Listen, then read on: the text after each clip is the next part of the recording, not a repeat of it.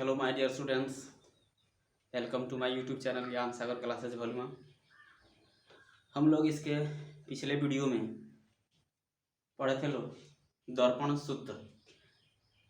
दर्पण सूत्र में हम लोग उसमें आखिरी पॉइंट नोट हम बताए थे, जिसका पहला नोट क्लियर हो चुका था।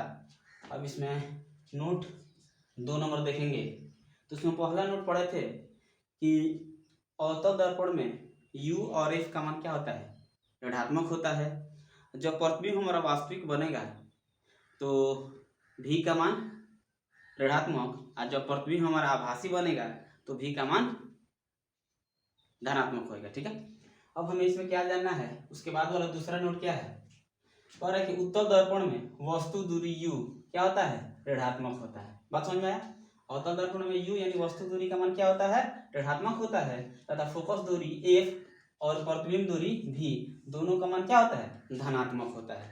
बात समझ में आया? अगर एक बात हम ऐसे कह दे तो दर्पण अवतल हो या उत्तल हो, दोनों में U का मान हमेशा क्या होता है, ऋणात्मक होता है। बात समझ में आया?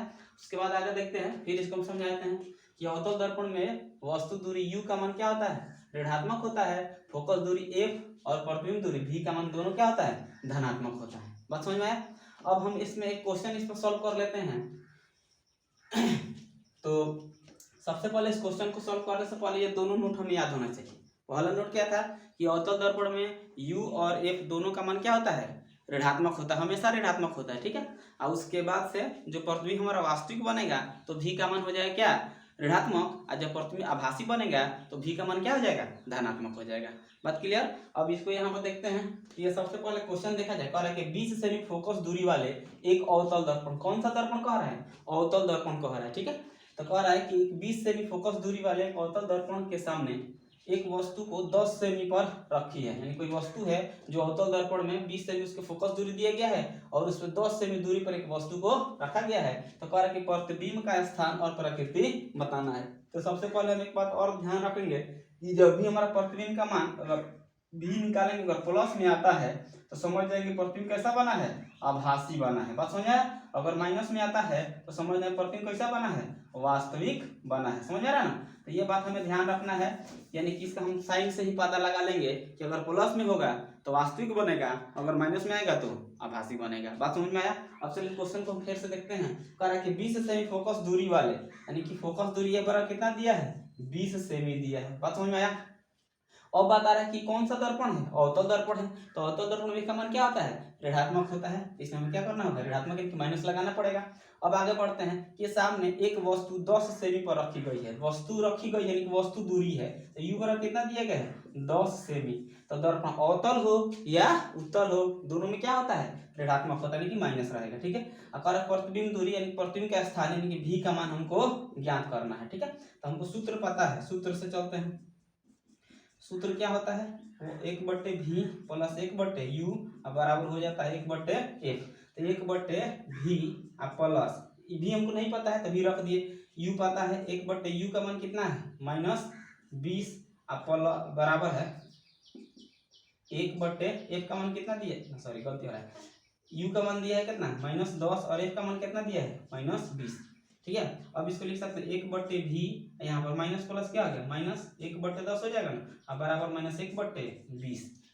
यहाँ बना देते हैं इसको, हो जाएगा 1/V बराबर 1/20, माइनस में, ये माइनस में उधर गया तो क्या आ जाएगा, प्लस में, तो प्लस 1/10, तो हो जाएगा 1/V बराबर, इसके एलसीएम निकालेंगे तो 20 आएगा ना, तो 20 एकम 20, तो -1 प्लस 10 दूनी, तो 2 एकम 2, तो हो जाएगा 1/V बराबर, यहाँ से घटेगा तो कितना बचेगा, दो तरह का साइन है तो घटेगा ना, तो दो में से एक घटा दिए, एक बचा 1/20, तीसरी गुना, तो B बराबर कितना निकलेगा, 20, किसमें निकला है, प्लस में। तो प्रतिबिंब कैसा बनेगा हमारा, आभासी बनेगा। बात समझ में आया? आंसर हो गया हमारा कितना, 20 सेमी। कोई दिक्कत? अब आगे बढ़ते हैं। अब हमें पढ़ना है क्या, आवर्धन। आवर्धन क्या होता है, मैग्निफिकेशन। तो कह रहा है, देख लेते हैं इसका डेफिनेशन, कि प्रतिबिंब की ऊंचाई और वस्तु की ऊंचाई के अनुपात को आवर्धन कहा जाता है। बात समझ में आया?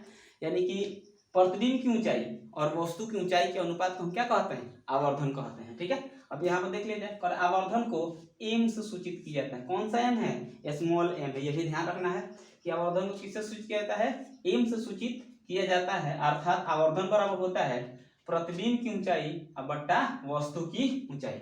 अगर प्रतिबिंब की ऊंचाई को हम h डैश मान लेते हैं, प्रतिबिंब की ऊंचाई क्या मान लेंगे h डैश, और वस्तु की ऊंचाई को हम क्या मान लें h, तो हमारा m बराबर हो जाएगा h डैश बट्टे h, यानी कि आवर्धन को हम m से सूचित करते हैं तो m रख दिए हैं, और प्रतिबिंब की ऊंचाई को h डैश और वस्तु की ऊंचाई को h, तो m बराबर क्या है h डैश बट्टे h हो गया। बात क्लियर। अब आगे बढ़ते हैं, एक फॉर्मूला और होता है आवर्धन बराबर m बराबर माइनस v बट्टे u।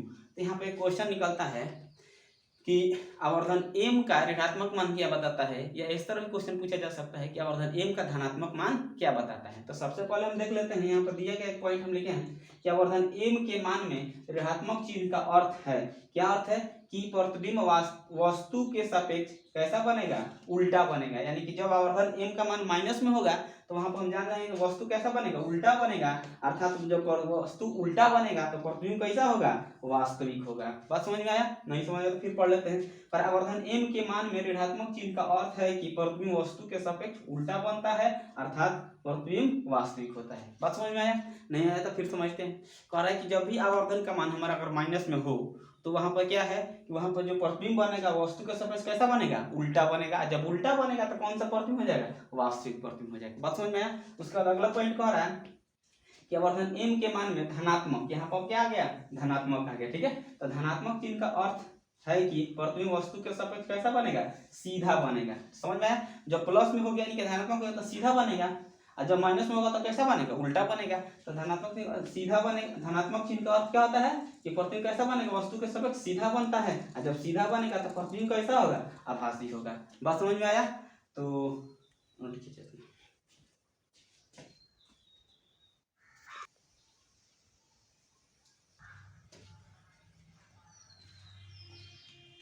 यदि आपको मेरा वीडियो अच्छा लगा हो तो लाइक करें, कमेंट करें और अपने दोस्तों में शेयर करें, और मेरे चैनल को सब्सक्राइब करना ना भूलें।